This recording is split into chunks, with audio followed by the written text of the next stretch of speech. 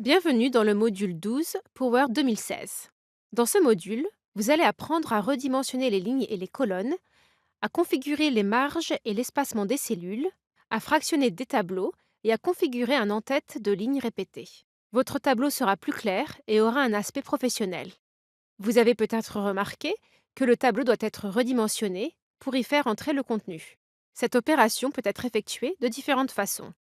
Vous pouvez simplement ajuster manuellement la hauteur des lignes ou la largeur des colonnes à l'aide de la souris ou de l'écran tactile. Positionnez le curseur n'importe où sur la bordure verticale ou horizontale du tableau pour ajuster la largeur ou la hauteur d'une cellule. Essayez de déplacer légèrement le bord droit du tableau vers la gauche.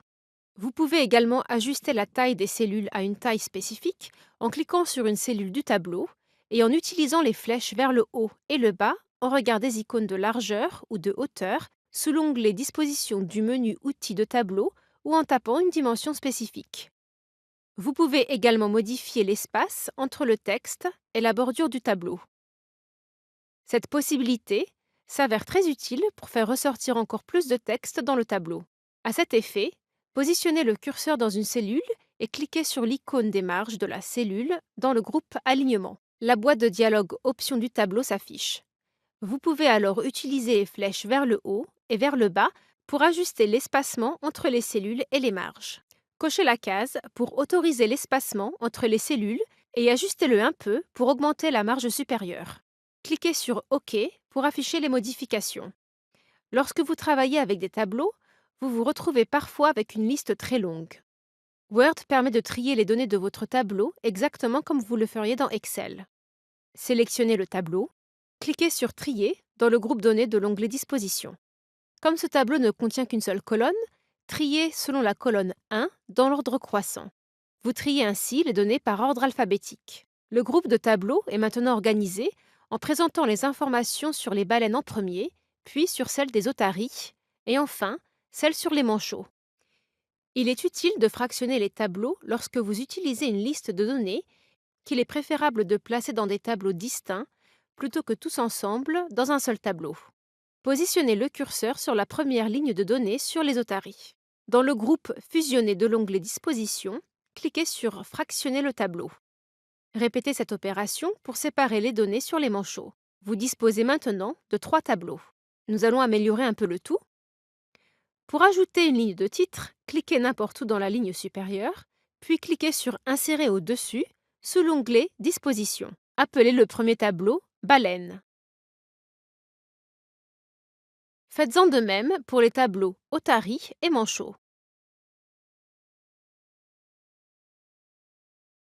À présent, supprimez le mot de chaque entrée car il est évident qu'il s'agit de baleine, d'otarie et de manchot.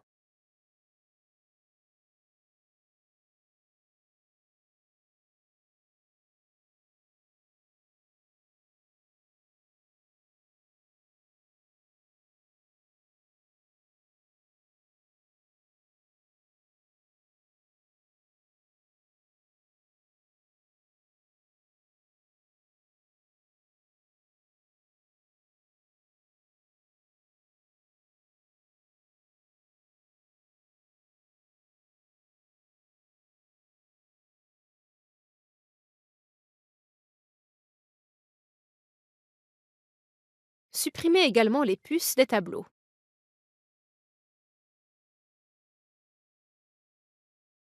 Il peut être utile de fractionner des cellules si vous ne souhaitez pas ajouter une autre colonne, mais vous devez séparer vos données. Cliquez dans la ligne de titre du tableau Baleine. Sous l'onglet Disposition, cliquez sur Fractionner les cellules. Sélectionnez 2 colonnes et une ligne. Vous venez de créer 2 cellules à partir d'une seule. De la même manière que vous pouvez fractionner des cellules, vous pouvez les fusionner.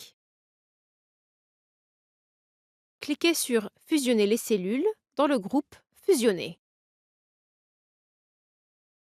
Lorsque vous travaillez sur des tableaux, vous vous retrouvez parfois avec une très longue liste qui va de gauche à droite sur la page et se poursuit même sur la page suivante. Dans ce cas, il peut être utile d'ajouter une ligne répétée dans votre tableau. Sélectionnez la ligne d'en-tête à répéter sur la page suivante, puis cliquez sur l'icône Répéter les lignes d'en-tête dans le groupe Données.